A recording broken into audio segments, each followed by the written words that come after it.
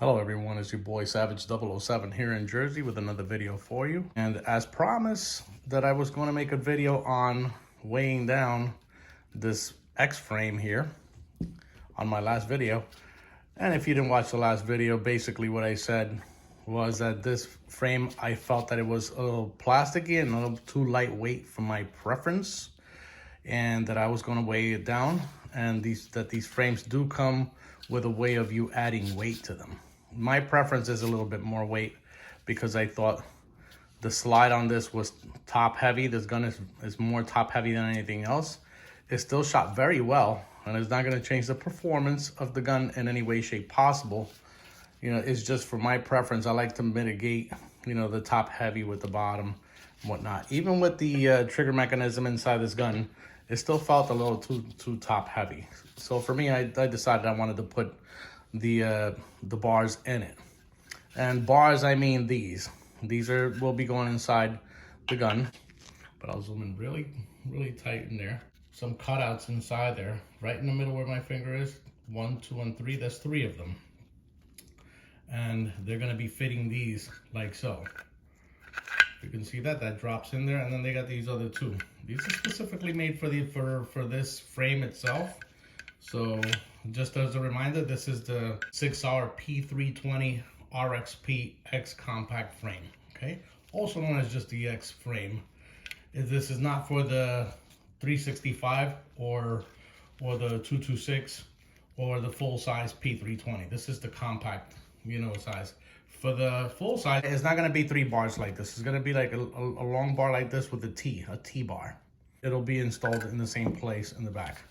Now, this is a newer version of the X frame, which is right here. As you can see, if you look real close inside there, bar at the top, it peeks out a little bit, right?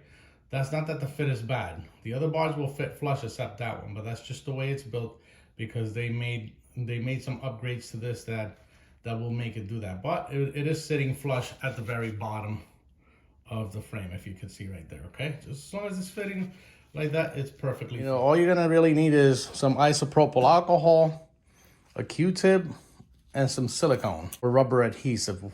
So I already cleaned everything. You know, I got the Q-tip and I managed to put it in, and I cleaned out all the grease inside there. You do not want to make this installation while there's gun oil or anything inside there, because this epoxy, the silicone rubber adhesive, is not going to stick to the frame, and it's not going to stick to your bars in here if it's dirty, if it has any kind of grease to it. Not to mention, these things, you know, they're metal, so they are going to corrode. They're going to get rust, and you want to protect that so that it doesn't get rust. And more rust means that you're going to be introducing rust to your trigger mechanism and everything else in your firearm, and we don't want that, okay? We want to weigh it down. And one more thing, I tried this on without any adhesive, and I put the trigger mechanism and put the whole gun together, and you can hear a little bit of rattling inside there. You know, once it comes up, but I think it's coming from that top bar that's tapping in the bottom of your trigger mechanism right here, okay? Basically, you're gonna rub this all over. Rubbing alcohol is the best because rubbing alcohol actually evaporates really well, and it's really good at decontaminating and taking off any kind of grease particles off your metals and anything and any type of surface, and is safe on surfaces too. This is not a painted surface, so you don't have to worry. Let's get started. We're gonna take a little bit of the adhesive in here. We're not gonna go too crazy with it, okay? We don't wanna make a complete mess or anything, but all you're gonna be doing is the end that you're gonna be putting inside the firearm. You be very mindful of that right there. You're gonna take that, just put a little tip right there. That's all you're gonna really need. We're not gonna need so much of that, okay? Reason why you put it in here, because if you put it all along the entire bar itself, what's gonna happen is that you're gonna make a mess. It's just gonna come right back up as soon as you put that right in there, okay? So we're gonna go right in here. And you see it, it's gonna slide right in there. See, all that adhesive just slid right up the bar itself. Let me go a little bit closer so you can see that. All right, all that adhesive got in, and you didn't make an atrocious mess. We are gonna add a little bit more of adhesive to it, but as you can see, you're still pretty good in there. And like so, you're gonna repeat the same thing with the next bar. I'm gonna put a little bit of adhesive on here. Just basically dab it right in there, right at the tip. That's all you need. Okay, and then you go right back inside the firearm. Excuse me, for the frame.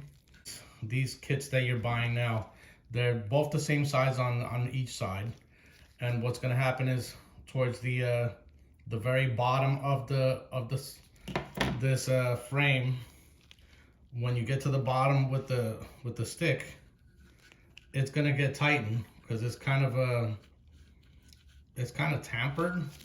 tapered towards the end, where it gets like much thinner as it goes to the bottom, and it gives you a pretty good hold, which is nice. But now you see everything is pretty much loaded there. What you'll do is that you'll take a little bit of this stuff onto your finger here. Okay, you take onto your glove. That's why you need rubber gloves, because the rubber gloves are gonna help you. You go from the bottom right in there, and you just go run that adhesive right along the top. Right along the top. Kind of like if you were doing drywall or something like that, where you, or doing your bathrooms with silicone. That's basically the same concept that you're doing. But when you run your finger inside there, what's gonna happen is that it's gonna even everything out very nicely. And it's gonna coat those bars really nicely, that no moisture is gonna get inside there. Okay, now look how clean that looks. I'll zoom in a little bit more so you can see how clean it looks, okay? Very clean. And if anything, you gotta wipe anything off, just wipe it off like with your finger, that's it. Okay, but look how clean that is. You know, if you wanna do a couple more passes, okay, but you don't need to. That's basically what you wanna do right there, all right? Where you're might wanna clean is at the top, but like I said, you just run your fingers in there, wear gloves, because the gloves come in clutch, humongous. After you're done with that, you get in a paper towel. Preferably, I do a shop towel. They're pretty strong, and they tend to like clean everything much better, and you don't have to worry about them fraying so fast. So there we are. Okay, go in there like that. Go in there like so. Basically, you're doing like if you like you did previously. Just run it right on top. Make sure you get all that in there, and you're gonna give this about 24 hours to set. And after that, it'll be just ready. If you want to install the trigger mechanism in it, you know, you can. It's perfectly fine if you do. You do not have to like leave this out in the open to dry or whatever, but you have to be mindful that you can't touch the firearm for at least 24 hours, okay? So if you carry, you know, you're gonna have to be mindful of that when you are gonna go. Just take another firearm with you. You're just not gonna be able to take this one just for the day, that's all. Already I can feel that this is nice and it's got a little bit of weight to it. All right, so it's been 24 hours since I left this to dry. And let me tell you guys, I put this back together and it feels so much better. I mean, like, I would say about 50-60% a lot better, because it did add, I think, about maybe 48% more weight to this frame. And though this feels top heavy, it still does a little bit, but it did greatly at the bottom. Now it feels much better balanced, I say, like for my preference. But no, guys, if you don't have that, it's not a deal breaker, because you know what, it still feels good. I mean, like, I was able to shoot this like really, really well, and I did very well at the range with it, even without the weights. But this is just preference, okay? But yeah, man, I love this. I like this, because even with the magazines, a fully loaded magazine, this still felt like it was top heavy. I mean, the gun did feel top heavy, even with a fully loaded magazine in it. You know, you still felt like this was much heavier and anyway. But now the frame feels a little bit better. It definitely feels more balanced in the hand, even though it's still a little top heavy, you know, as far as that's concerned. When you add a magazine now to that, it's gonna add a little bit more weight, and it'll be like the perfect balance, I would say. But needless to say, you know, this thing shoots amazing. It's great, you know, when you're out there at the range, you know, practicing with it and all that. You know, weights or no weights, it's still very, very good. I mean, like, I was hitting bullseyes left and right with this weapon. You know, it's really good.